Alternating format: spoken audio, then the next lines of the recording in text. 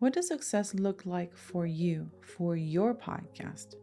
Is it the number of downloads? Is it a deep connection with your audience? Is it steady growth? Or is it simply a creative outlet that you like? In today's episode, I want to dive into something crucial, which is defining your version of success, especially in 2025, when the landscape of podcasting is evolving faster than ever. And also, I'll be sharing some of the data and insights that I learned after attending Podcast Movement Evolutions, which two things became crystal clear to me. First, measuring podcast success across platforms is still a little bit messy because there's no common denominator. There's no standard for what defines success or what makes a podcast successful across the different platforms. And second, video. YouTube's role in podcasting is shifting quickly, but that doesn't mean that video is a must for everyone. And I'll share my hot take on that. So you just don't have to jump on every trend just to simply keep up. So if you're a podcaster or a creative who's ever felt a little lost with the noise of ever-changing trends, confusing algorithms, or conflicting advice, this episode is for you. I'm Yesenia Bocanegra, your video podcast and content creation coach, and this is Creative Made Podcast, where we talk about mindful content creation with purpose.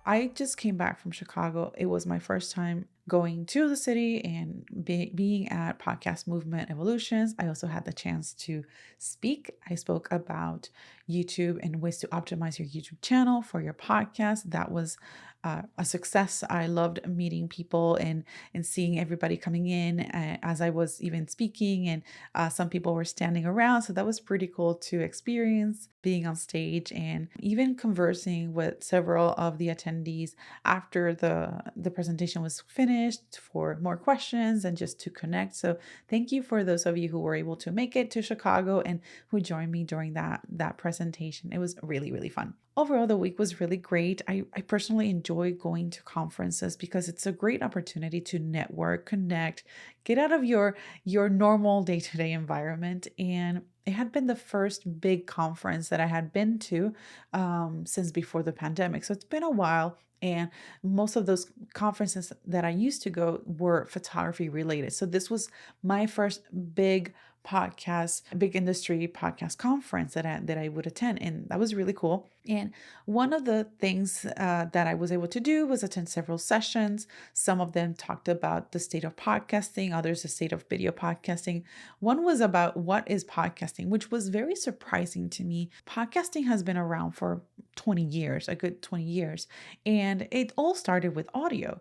But now with technology and just the way that things are changing, and definitely the pandemic did influence a lot of this, but video has become very prevalent in our day to day, especially after the pandemic. So video was definitely in the conversation of many presentations, many just industry peer-to-peer conversations.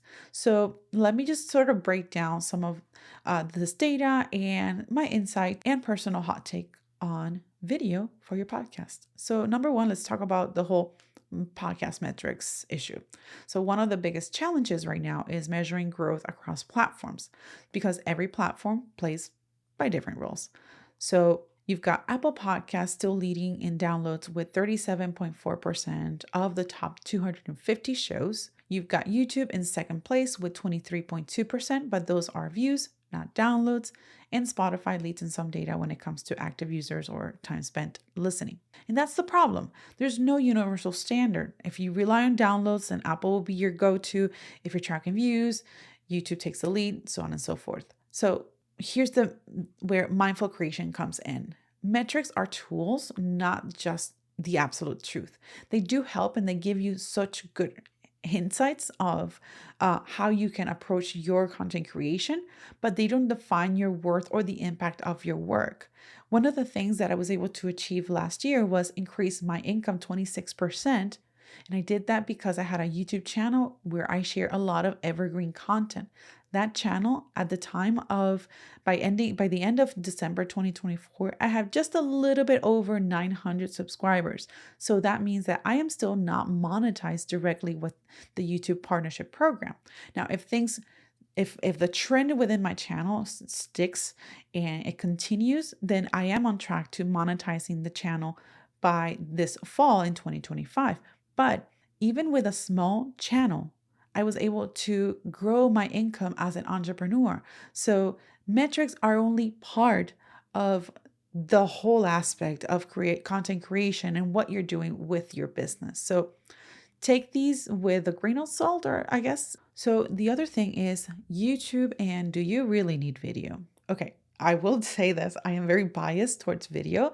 I do honestly think that there is so much power in video, in showing up on camera, because it's just a different type of connection that you can get with your audience. At the same time, there is a different type of connection that you can get with people who are just listening to your content. It's very intimate almost, because you're in people's ears if people are out and about, or maybe they're in the car, so you're just having this conversation. So it's a different pace, I feel, than watching a podcast episode on YouTube. So there are pros and cons to both of them. So needless to say, video was everywhere at Podcast Movement. The narrative, well, if your podcast isn't on YouTube and in video form, you're falling behind. Sorta, kinda. I would say that's half truth. But here's some of the data. Yes, more podcasters are uploading video content. Yes, Podtrac shows a 50% increase in shows uploading audio only to YouTube, but not every audience wants or needs video. So many listeners still prefer tuning in while multitasking. If your show is narrative or documentary style, video might be irrelevant or actually could even be very expensive. So just because video is popular doesn't mean it's strategic for you. And let's not forget, video did not kill a radio star. Audio still thrives and connections still happen without a camera. And here's the real opportunity. YouTube allows you to have an RSS feed integration. So you can show up on YouTube without filming anything new. Just link your RSS feed. Let YouTube index your show, make it searchable, and start showing up in recommendations. That right there is your YouTube low lift strategy. Connect your RSS feed. If you don't want to go into video, if you're not ready for that, just take advantage of all the perks that that platform has. YouTube is the second largest search engine, but it also works with recommendations. So it's not just YouTube providing you access to this content that responds to a prompt, a question that you put on a Google search, how to do this. It also works via recommendations. So it takes your behaviors when interacting in the platform into consideration when it recommends you content. So if the platform is being used for discovery, it was number one in 2024, then why not take advantage of how that algorithm works and use it in your favor for your podcast, even if it's audio first? One of the things that caught my attention during the presentation of the state of video podcasting was the answer to this particular question concerning audio only podcast listeners. To the question, what service, app, or platform do you use most frequently to listen to podcasts for audio only podcast listeners? This is comparing August of 2024 and March 2025. In 2024, Spotify was at a 34%, and in 2025, 37%. In 2024, Apple was at a 25%, and in 2025, it was 26%.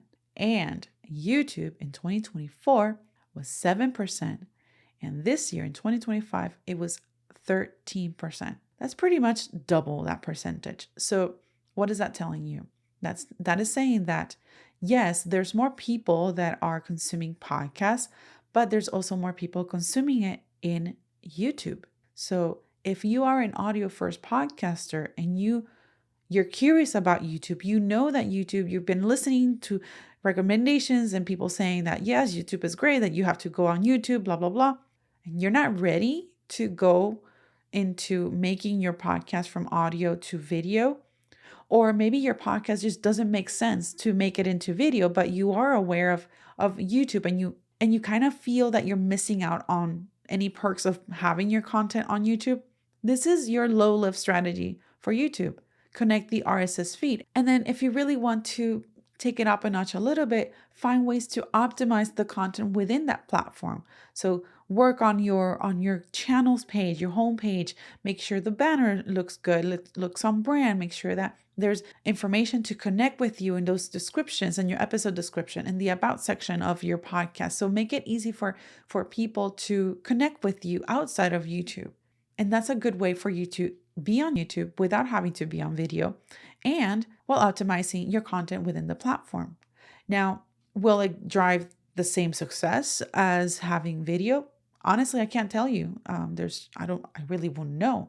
But if I'm just basing myself on this data from a few months, not even a whole year, there is an upward trend in favor of having people consume audio only podcasts on YouTube. So just something to think about. So let's talk about building a podcast that works for you. So at Creative Made, this is the whole point behind this podcast is all about mindful content creation. So content that feels aligned, strategic, and true to your voice. So as much as I love video and I can sit down and have a whole conversation about why you could consider video and what potential benefits it could bring you, you don't have to chase video just because everyone else is, because it's like the upward trends. Instead, ask yourself, what does podcast success look like for me? How do I want to show up and for who? Am I creating from clarity or just reacting to trends? Whether your podcast is video first or audio only, highly produced or super casual, you get to decide how it grows. And I think that's very powerful and that's very intentional and mindful. So take this data, and obviously there's other data that I didn't include because I feel that I wanted to focus on these particular things of one, the whole video aspect, and then the metrics, because yes, the metrics is going to be, because not having this standardized way of metrics could really have an impact on people who are wanting, on podcasters who are really wanting and interested in working with other brands. So having this common denominator will definitely help that. And there was even also a question about, naming a podcast. Like, what is a podcast?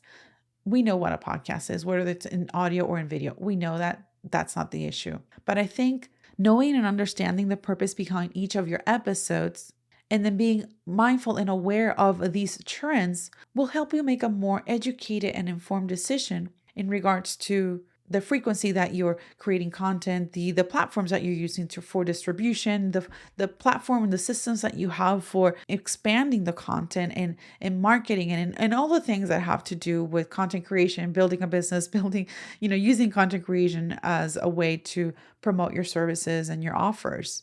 So all of this is part of this big puzzle. If you're ready to get intentional about your podcast, whether that means refining your strategy or making YouTube work for you or creating a content flow that actually fits your life, I'd love to support you. So you can go into the description of this episode and book a one-on-one podcast strategy session with me. If you're not sure which session you want to book, or you want to learn more about my coaching strategies and offers, or you're ready to launch your podcast, let's build a roadmap that works for you creatively, mindfully, and sustainably.